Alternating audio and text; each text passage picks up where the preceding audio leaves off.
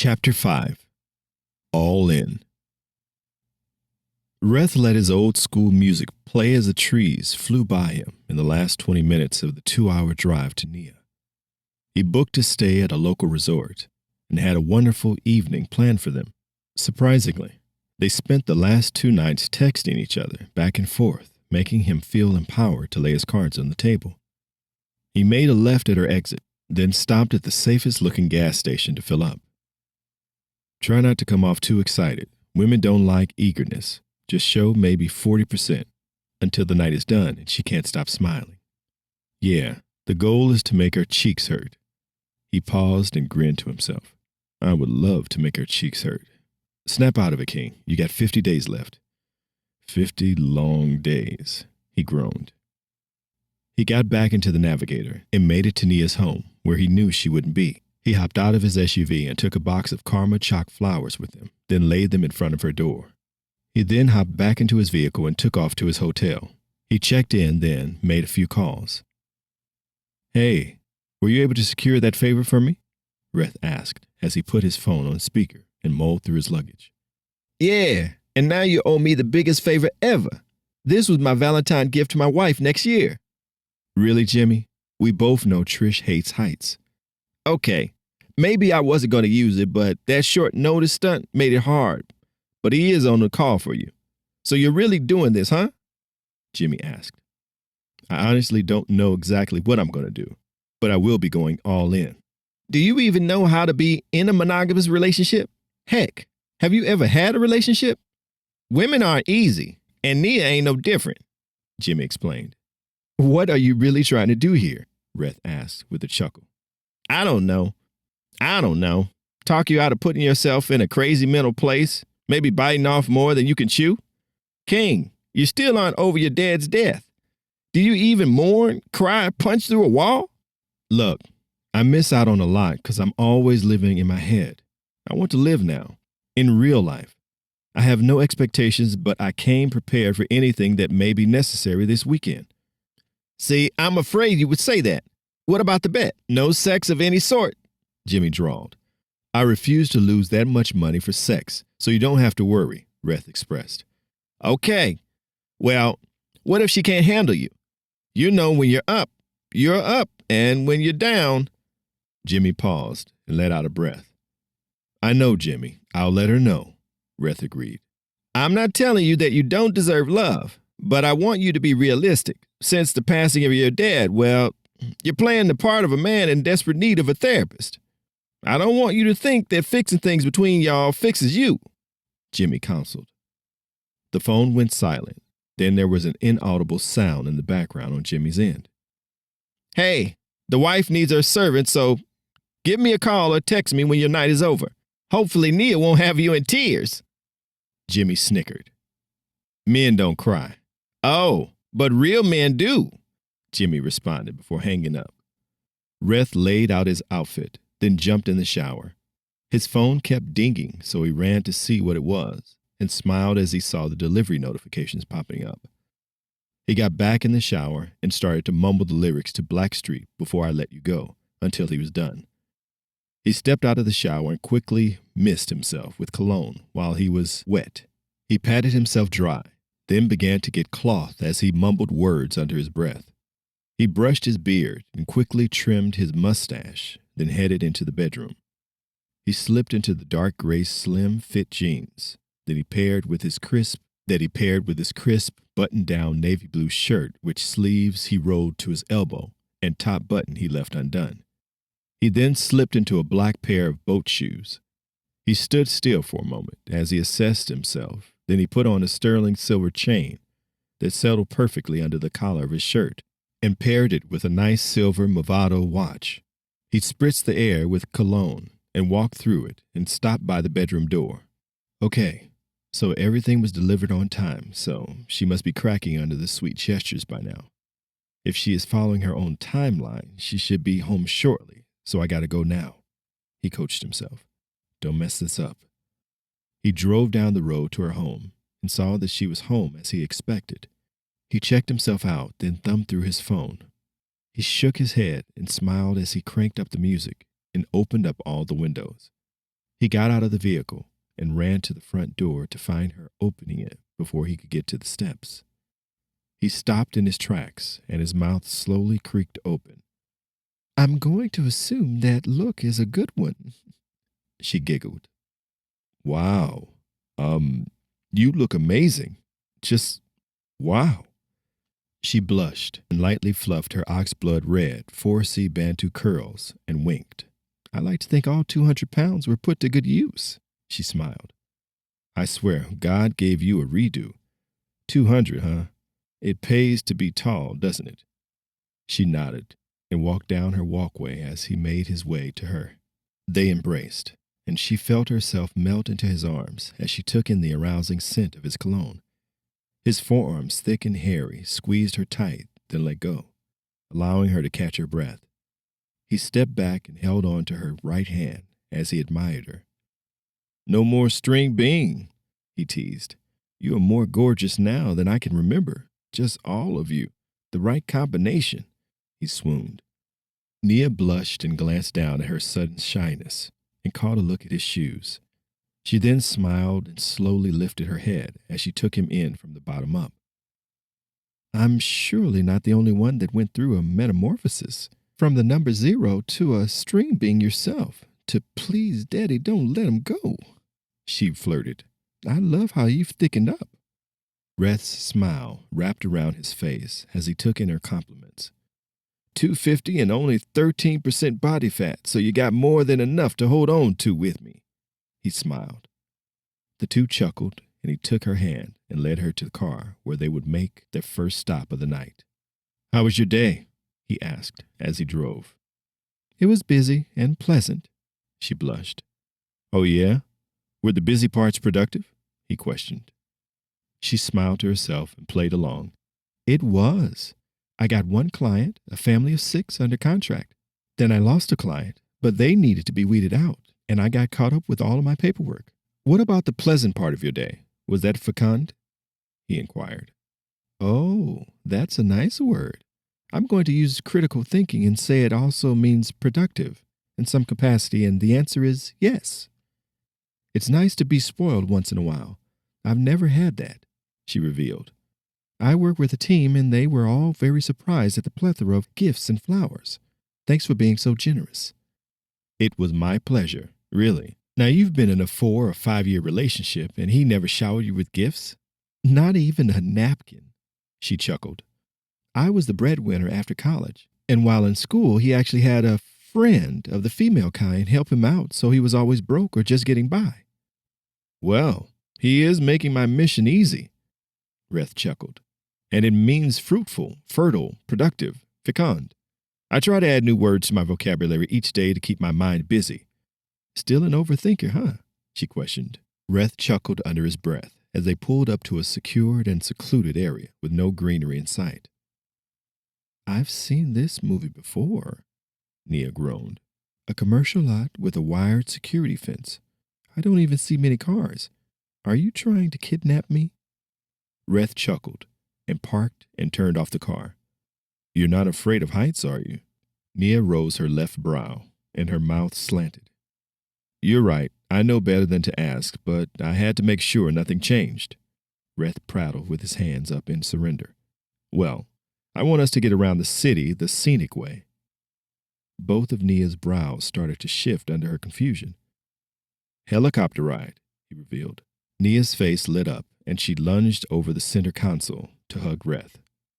"This will be amazing. I've always wanted to do something like this. Well, can I know the itinerary, or is every step of the way a surprise?" "I'll tell you as we make our way to each step. The first portion is getting a guided tour of the next city over. It's between the both of us, and it's a gem." "Louisburg. I've not worked in it yet, but I drive through it. Lots of farmland," she added. "And it has beautiful botanical gardens and amazing mountains. We should be able to see the sunset just behind the mountains," he smiled. "Okay. Then, Mr. Romantic, I'm guessing friend zone isn't where you're planning for?" She chuckled. He quickly rolled his eyes and pushed her playfully. He then jumped out of the vehicle and jogged over to Nia's door and opened it. He stood patiently as she fixed her lipstick and double-checked her hair. You really can't get better than that, he smiled. She smiled back and took his hand and exited the car. They stood less than a foot apart and gazed into each other's eyes as she almost matched his height in her black strappy heels. With bouncing brows, she shimmied her black dress down over her broad hips and thick thighs. Reth's mouth parted slightly as he enjoyed the teasing and did his best to resist gawking at her impressive chest that bounced with her. You ready? He stuttered. She smiled and took his hand, and they made their way to the launch pad. They held hands through the 15-minute safety briefing, then got on the helicopter. When they began to take off, Nia pulled herself in close to Reth. With her back against his chest, he wrapped his left arm around her. This is such a beautiful sunset. It looks so vivid from this high, Nia observed. If this was the only thing we did tonight, it would have been more than enough.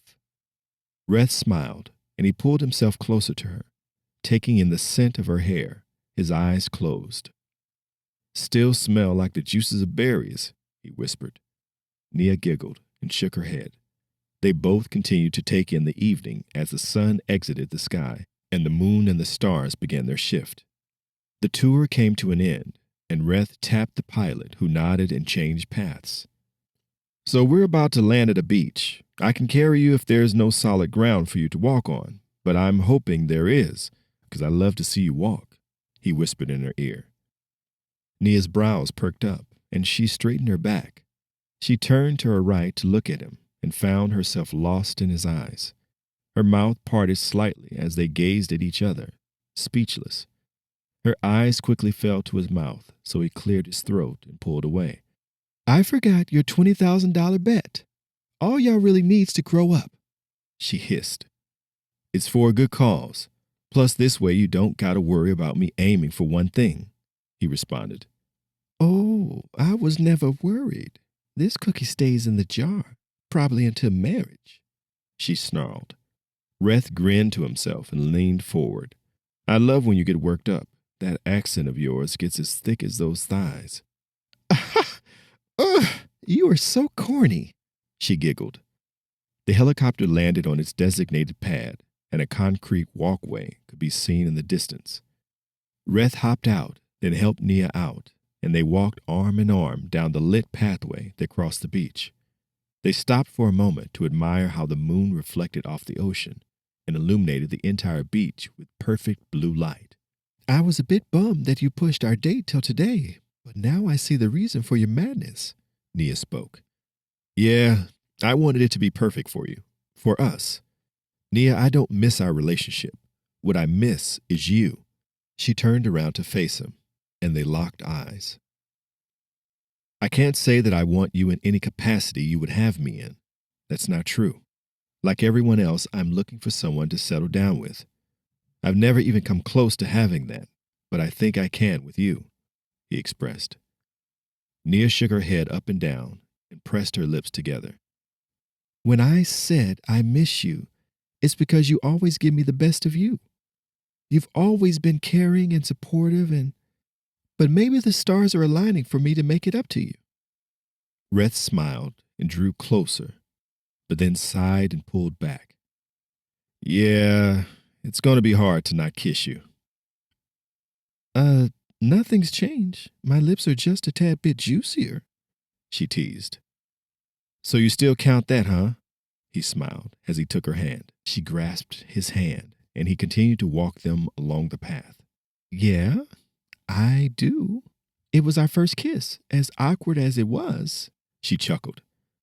I still think it was both cute and weird that we decided that we had to get the first kiss out of the way, so we don't fall for the next person we kissed. Whose superstition was that? Reth chuckled and ran his right hand over his beard. My mom told us the story of how she fell in love with my dad as her first kiss. She teased that it only happened because she had never kissed anyone else. I was eager to see if it was true. We were in the 10th grade, and my mom finally agreed to let you spend the night. I think she sensed that we were really just friends after knowing each other for so many years, Nia added. Yeah, it was on a night similar to this. We were looking at the stars, he reflected. You've always been into the cosmos. I see that hasn't changed. She smiled. I swear I've gotten better at kissing, though. If you stick around long enough, I can prove it. He smiled. Okay, here we are. Dinner on the beach with beautiful music playing. Her brows lowered, and she leaned in towards the sound of the music and smiled. Not any old music. Reggae Lovers Rock sounds like. Yeah, it took me some time to find some of the songs you used to listen to. Don't get too excited. It's only 10 songs, then it kicks into old school R&B. Well, I appreciate the gesture, she smiled.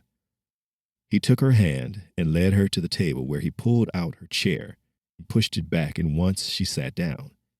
He walked over to his seat, and as he sat, a waiter greeted them. He put in the order, and she sat impressed by his thorough planning. She gazed at him a few times during his interchange with the waiter, and out at the ocean beside them, and the moon above them in silence. My mission isn't too far from complete, he uttered. Huh? What mission? She inquired with furrowed brows. The one to have you cheesing all night, he smiled. She smiled back and looked away as she swayed to the music. Reth reached over the table and laid his hand on top of hers, and she turned her attention to him. He stared down at their hands for a moment. I thought about the moments like this as a kid, just a few times before letting that dream die. Then when we went to college, it came back up our last year because I was afraid of losing you, he explained. Reth looked up at her and took a breath. I want you to know that back then I thought our friendship was amazing, and I wasn't always a lovesick puppy, he chuckled. I just always kind of knew that you felt right, but for you things were more complicated, and that was okay. You don't have to explain or dig any of that up, she interjected. We closed that chapter over the phone. You're right, he admitted, clearing his throat as he sat back in his seat. Well, are you ready to enjoy some Caribbean-inspired food? Reth nodded his head in a direction, so Nia looked up to see waiters walking out with platters. They arrived at the table and laid out a platter of stuffed lobster tails, a platter of peas and rice, a platter of roasted okra, a platter of Guinness braised oxtail, and a platter of fried plantain. Nia sat erect as the food brought the table to life. She clapped her hands in glee and rocked side to side in her chair. Reth smiled at her reaction and watched as she closed her eyes and inhaled deeply with her body rising. Then she exhaled and opened her eyes slowly. Wow, you're very excited, Reth chuckled. I've been on a stupid diet for a few months now for ridiculous reasons, the main one being my random adult acne, and secondly, I'm a 200-pound woman, she groaned. So, this is a nice spread, and I refuse to think about calorie counting or any of that for the night, she explained. Well, I was being health conscious with the menu selection, except for the plantains. They may not be the best thing to select, but everything else seems okay, he responded as he looked over the food. I'm throwing the diet out, she mouthed dramatically, then chuckled. I'm so tired of trying to be comparable to what I used to look like. Please don't go back there, he pleaded as he shook his head.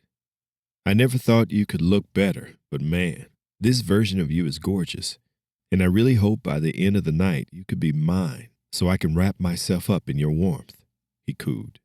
Nia blushed and played with her hair nervously. She looked down at her hands that laid clasped on the table, then up at Reth, whose eyes never left her face. I realize now that sometimes we need another perspective on things. I'm a curvy, barely plus-size, definitely not skinny girl, but that's not a bad thing. I appreciate you reminding me of how beautiful and wanted I am. Most men shy away from a 5'10" Amazon woman like me, she chuckled. Well, allow me to tell you for the rest of our lives that you are the cat's meow, he smiled, his eyes soft and focused on her. You ready to eat?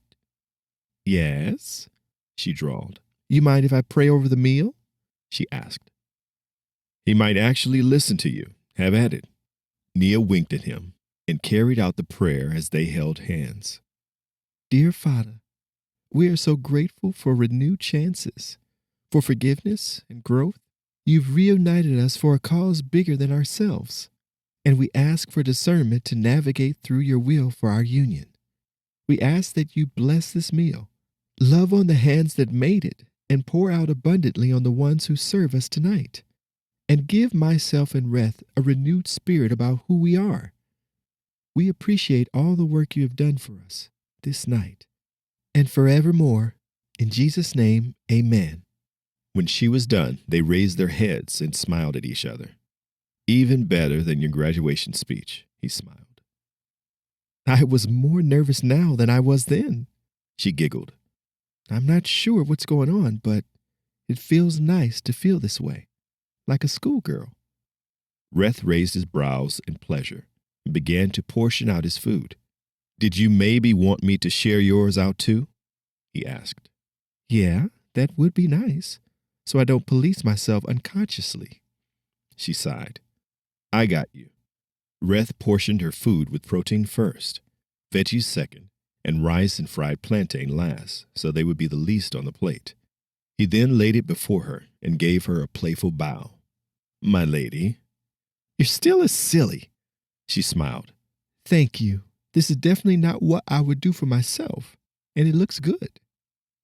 He took a seat, and they both began to eat and embrace their ocean surroundings and the music. Reth got halfway through his plate and grew anxious to engage in conversation again. He shifted in his seat and awkwardly glanced up at Nia, then back to the ocean or to his plate a few times in a row until the silence between them felt like distance. So, how is it? He asked, enthusiastically. It's wonderful. I can tell you put thought into everything, especially the dinner. So to show my appreciation, I will be leaving with a to-go box, she smiled. He chuckled in response, then his eyes slimed as her smile quickly died. What else is on your mind? He asked, sensing something changed. She shook her head from side to side, then flashed a smile, but that too died quicker than normal. If we're moving forward, we speak our minds respectfully, he urged as he leaned forward. She looked to her left and glanced at him. I'm not comparing myself or anything, but this makes me wonder how often you've wined and dined prospects like this. It was well thought out, beautiful, the kind of stuff that makes you lose all logic and act on emotions, she explained. He smiled and sat back in his seat.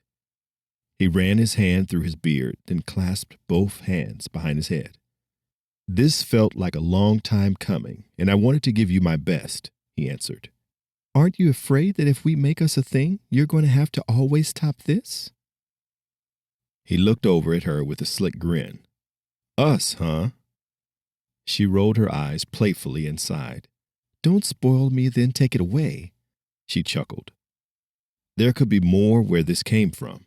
I personally do things big when it's called for. What if my gestures aren't as grand? She inquired. He placed his hands on the table and leaned forward in silence. He stared down at his fiddling thumbs, and the thoughts began to rush in. If we're moving forward, we speak our minds respectfully, she mimicked. A small grin appeared on his face as he sat back in his chair once more. This isn't a tit-for-tat situation, he answered. This doesn't answer my question. Unless your love language is giving gifts, LOL, she joked. Love language? He questioned. I've been working on being dateable, so I learned about the different love language. Gift giving isn't really one. It's more like gift getting, LOL, she corrected. Oh, well, it would make me happy, making you happy. Is that a love language? No, that's a codependent relationship, which I was very guilty of. I wouldn't allow you to do that to yourself. You have to know something you like when in relationships, she persisted. He sat back and yawned, then shook his head. If you don't know what makes you happy, how is someone else supposed to know? She inquired. I refuse to rely on someone's actions to dictate how I feel. I did it back then, and it didn't end well for me, he explained. Oh, So in this relationship, was she neglectful of your feelings and wants? She pressed. Reth sighed and gazed at her with a tense jaw and stern eyes. Nia shrugged and grinned, but kept her eyes soft. No, he responded. Well, that was short of you. Why does this topic anger you? I'm not angry, more annoyed, he corrected. Why? She questioned. Really, Nia? Shouldn't tonight be about us? No one else? It is. I want to know that we could be beneficial to each other's lives. I refuse to date someone who doesn't know themselves. I can't get caught up in someone's lost world again, she explained. Just unanswered questions, and it isn't a she, he answered. Her left brow dropped, and her mouth hung open. I have no problem with one's sexuality, but I'm not sure I'm equipped to face that. Reth chuckled as Nia squirmed under the tension and shook his head. I'm not bisexual, nor am I gay. I am straight. As boring as that is, he chuckled. Nia took a breath and closed her eyes in relief. Well, I like boring. So what relationship are you referring to? The lack of a father I got, and God and the crap of a man my mom married, he grumbled. They both left me with emptiness and silence. Nia sat quietly, taking in his words. Her brows grew tighter and tighter as she tried to follow his thoughts. I know it doesn't seem to make sense, but I just feel like there was unfinished business with who was supposed to be my dad. I can't recall him saying I love you to my mom or myself. I can't recall him being affectionate or caring. He just came over for his conjugal visit and to drop off a check. I actually wonder if he was my father at one point in time, but felt like that was a disrespectful assumption of my